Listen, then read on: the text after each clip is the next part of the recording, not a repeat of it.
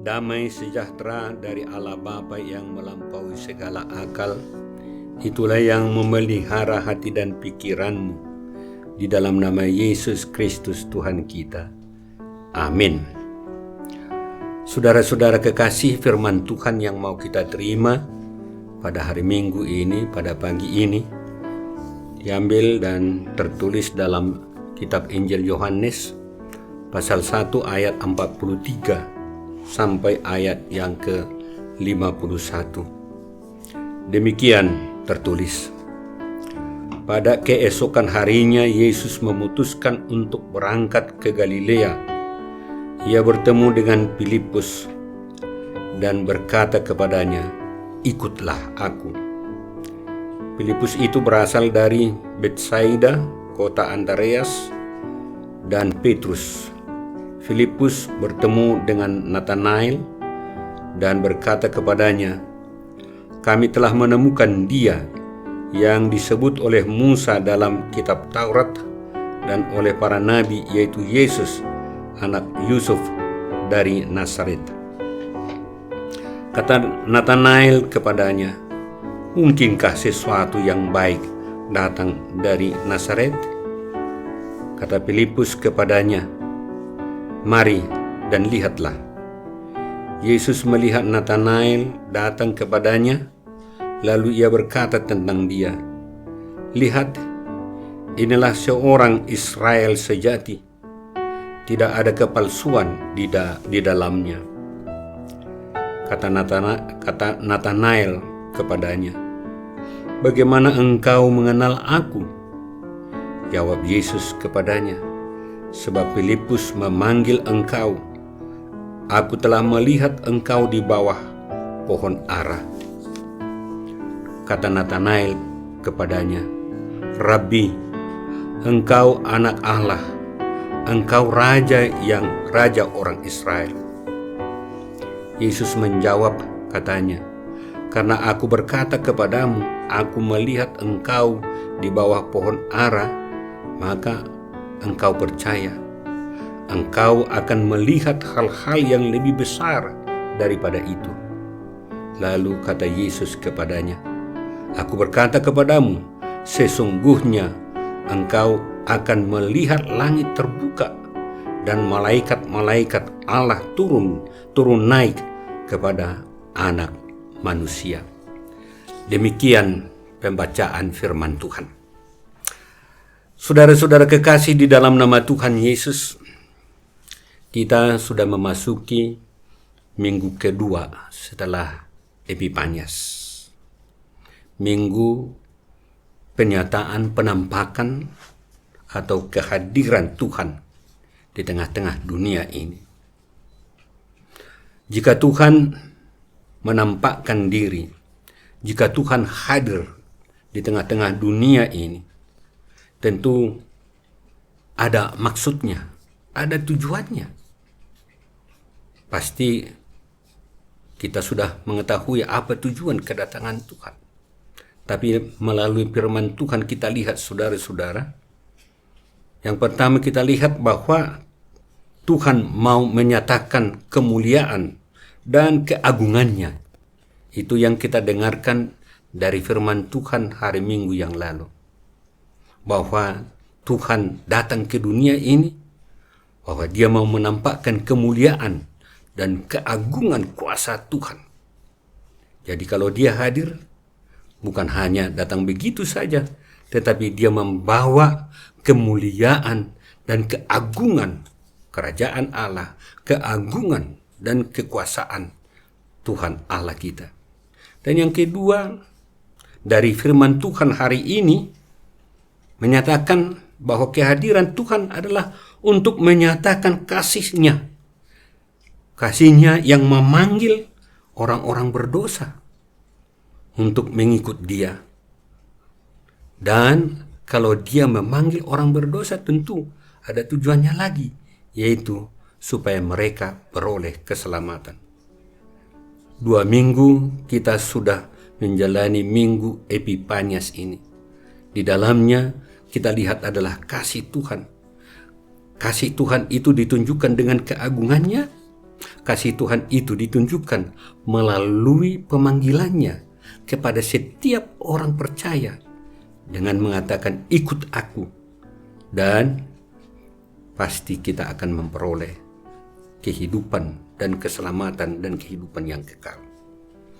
Saudara-saudara, dari dua maksud dan tujuan yang kita dengarkan dari firman Tuhan dari minggu yang lalu dengan hari Minggu sekarang, hari Minggu ini, itu menyatakan sungguh besar kasih dan karunia Tuhan kepada kita orang-orang berdosa ini. Dia datang untuk menemui kita yang tidak patut sebenarnya ditemui karena dosa dan perbuatan kita yang tidak baik. Dia memanggil kita yang sebenarnya tidak patut untuk dipanggil karena perbuatan-perbuatan kita yang sering melawan kehendak Tuhan. Kita lihat ini saudara-saudara. Inilah cinta kasih Tuhan. Tetapi kita lihat kenyataan bagaimanakah sikap orang untuk menyambut kasih Tuhan yang sungguh luar biasa itu. Bagaimanakah penyambutan dan penerimaan orang terhadap kasih Tuhan yang memanggil supaya setiap orang memperoleh keselamatan itu. Kita lihat dari perlakuan murid-murid yang sebelum dipanggil, kita lihatlah dulu sikap orang mewakili semua orang yang dipanggil itu. Kita lihat bagaimanakah sikap orang.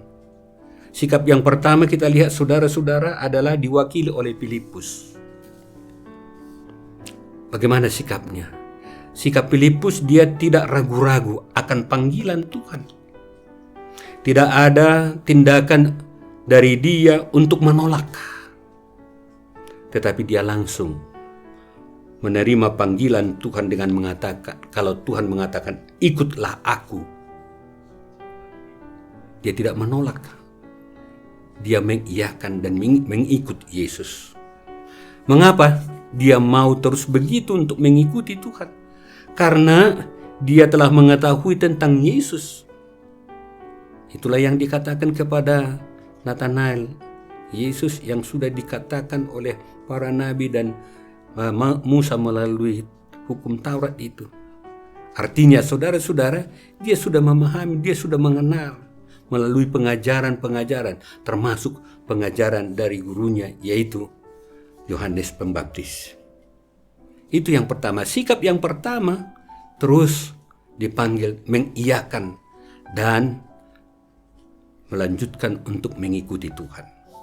Sikap yang kedua yang mewakili sebagian orang adalah sikap Nathanael. Bagaimana rupanya sikap Nathanael? Dia tidak gampang untuk diajak. Dia tidak gampang untuk menerima hal-hal yang baru, menerima hal-hal yang lebih baik. Walaupun sudah dikatakan kami sudah melihat, Filipus mengatakan kami sudah melihat. Tetapi apa yang dia katakan? Bahwa itu adalah sebagai sesuatu yang tidak benar. Menganggap hanya dirinya yang lebih pintar, yang lebih benar. Sehingga dia sering mencela dan meremehkan orang lain, meremehkan pemikiran orang lain. Ini sangat nyata dari ucapannya saudara-saudara. Meremehkan ucapan dari Filipus. Dia mengatakan, mungkinkah sesuatu yang baik datang dari Nazaret? Itu kita lihat. Mungkinkah? Harung man berengon dauli sian hutani siadui. Ya gitu kan. Kalau seorang Batak mengatakan itu. Harung mata tapos siya ni nadenggan. Selalu membuat meremehkan orang lain. Tetapi ada suatu hal yang positif kita lihat dari dia, dari Nathanael, yaitu setelah dia tersentuh oleh pendekatan Tuhan, yaitu kita lihat dia tersentuh oleh pendekatan Tuhan. Dialah yang pertama mengakui bahwa Yesus itu adalah sebagai anak Allah. Dia adalah sebagai Raja Israel. Kita lihat. Kalau pertama tadi dia sangat sombong, sangat angkuh. Mana mungkin sesuatu bisa datang ada yang baik dari Nazaret.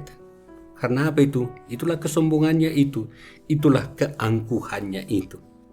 Dua inilah mewakili manusia-manusia untuk menerima Yesus, menerima panggilan Yesus. Ada yang langsung mengikuti dia, tetapi ada juga yang harus dengan kelemah lembutan, harus dengan bujukan, dengan hal-hal berbagai hal, baru dia mau mengikuti dan menerima Yesus. Saudara-saudara, apa yang kita lihat dari situ? Bagaimanapun sikap manusia, namun panggilan dan misi Tuhan tetap dijalankan. Itu yang kita lihat. Walaupun tadi Nathanael begitu keras, bahkan bisa melukakan hati, namun Yesus tetap menjalankan misinya, memanggil orang. Makanya Yesus tetap memegang teguh, dia tidak ingin dan tidak suka dengan kematian orang fasik, orang berdosa itu. Tetapi yang dia tunggu adalah bagaimana pertobatannya. Tentu saja itu harus ada pendekatan, ada bimbingan supaya dia tidak semakin jatuh. Itulah yang dilakukan oleh Tuhan. Bagaimanapun sikap manusia, tetapi misi dari Tuhan Yesus itu tetap dia jalankan untuk memanggil orang untuk ikut dia supaya beroleh keselamatan. Panggilan Tuhan itu kita lihat dia tunjukkan. Yang pertama, panggilan itu ditunjukkan, menunjukkan bahwa itulah kebaikannya, memanggil setiap orang dan mengatakan, ikutlah aku. Kalau sekiranya seperti sikap Nathanael ini dilakukan terhadap seseorang, pasti sudah dibenci, sudah ada dendam, tidak akan lagi mau bertemu. Tetapi kita lihat saudara-saudara, Tuhan tidak membenci, malah mengajak, memberikan pendekatan. Panggilan Tuhan ditunjukkan melalui kebaikan hatinya, memanggil setiap orang dengan mengatakan, ikutlah aku. Marilah, supaya kamu jangan hilang, jangan kau tersesat, supaya kau jangan mati. Itu yang kita lihat dari Tuhan Yesus, kebaikan hatinya memanggil setiap orang, bahkan bagaimanapun banyaknya dosanya, bagaimanapun beratnya dosanya, tetapi Tuhan memanggil dengan mengatakan, ikutlah aku. Itu yang pertama kita lihat, tindakan Tuhan memanggil setiap orang dengan kebaikannya. Kemudian Tuhan memaparkan akan kuasanya. Dia mengetahui segala kehidupannya. Dia tahu. Kita lihat, dia tahu apa yang terjadi dalam kehidupan Nathanael. Dan setiap orang yang ada di dunia ini, Tuhan tahu perilaku dan perbuatan dan pengenalannya terhadap setiap orang itu. Itulah kekuasaan Tuhan. Dia maha tahu. Karena itu apapun yang terjadi dalam hati kita, Tuhan tahu. Makanya kita tidak boleh berbohong terhadap Tuhan. Kalau manusia kita bisa bohongi, tapi Tuhan tahu, mengetahui akan diri kita. Kita lihat tadi saudara-saudara dari epistel, dimanapun itulah pengakuan dari pemazmur. Di bawah laut juga engkau tahu aku. Artinya saudara-saudara, bahwa Tuhan mengenal kita, Tuhan tahu di mana kita. Karena itu kita tidak boleh menyembunyikan diri dari hadapan Tuhan, atau tidak boleh lari dari Tuhan. Karena Dia punya kuasa untuk mengetahui segala gerak-gerik kehidupan kita. Kemudian kita lihat saudara-saudara, pemanggilan Tuhan itu ditunjukkan dengan pengungkapannya akan janjinya tentang hal-hal yang akan datang, yang dapat dinikmati oleh setiap orang yang percaya, oleh orang-orang yang mengikuti dia. Dia mengatakan kepada murid-muridnya yang pertama, termasuk kepada Nathanael dan termasuk kepada kita, engkau akan melihat hal-hal yang lebih besar daripada itu. Engkau akan melihat. Artinya saudara-saudara, Dia memanggil, bukan hanya memanggil begitu saja, tetapi Dia mengarahkan ke sesuatu, ada hal-hal yang lebih baik yang diberikan Tuhan untuk masa yang akan datang. Inilah janji Tuhan. Dan sesungguhnya dikatakan engkau akan melihat langit terbuka dan malaikat-malaikat surga akan turun naik kepada anak-anak manusia itu. Luar biasa. Artinya saudara-saudara, kalau kita mengikuti Tuhan, kalau kita bersama-sama dengan Tuhan, kita pasti menerima yang terbaik. Walaupun sekarang kita menderita, walaupun kita sekarang mengalami hal-hal yang pahit sekali. Tetapi di balik itu, Tuhan menjanjikan hal-hal yang lebih baik.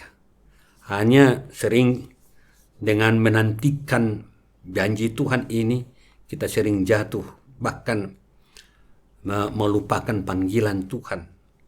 Sering mengingkari panggilan Tuhan itu. Karena itu saudara-saudara, sekarang apakah yang harus kita lakukan?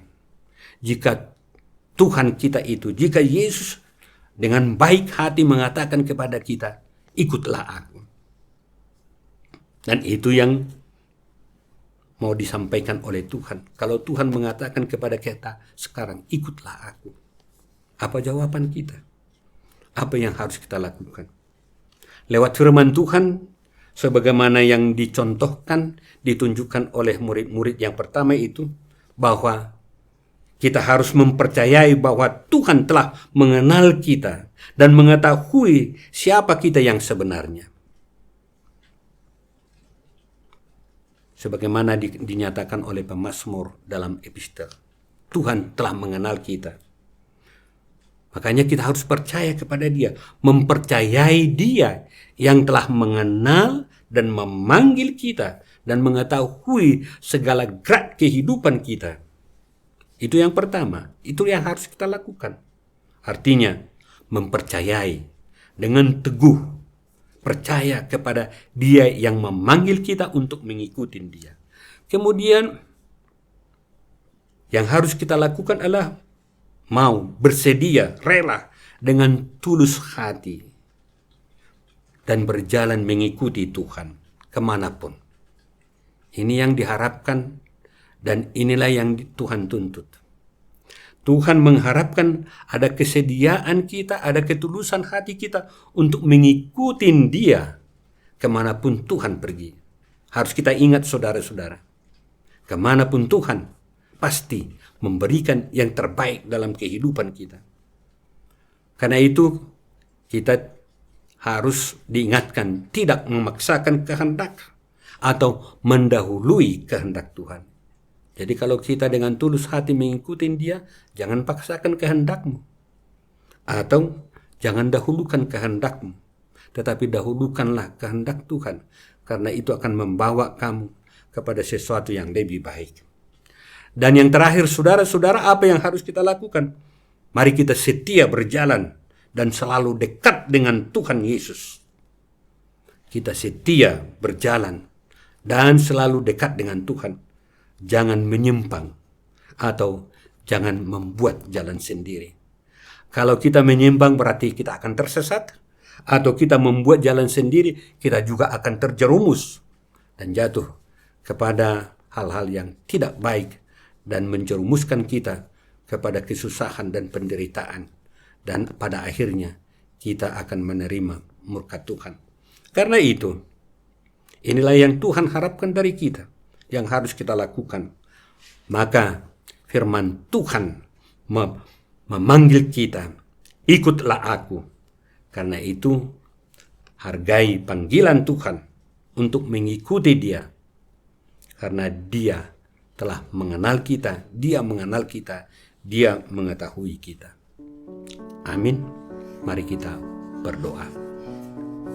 Terima kasih Tuhan atas firman-Mu yang begitu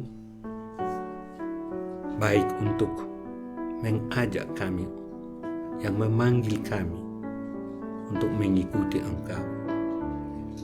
Sebenarnya siapakah kami ini Tuhan, sehingga Engkau memanggil kami? Kami adalah orang berdosa.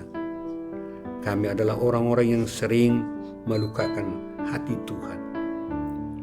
Tetapi atas kebaikan, atas kasih-Mu, Engkau memanggil kami. Engkau mengatakan kepada kami, ikutlah aku.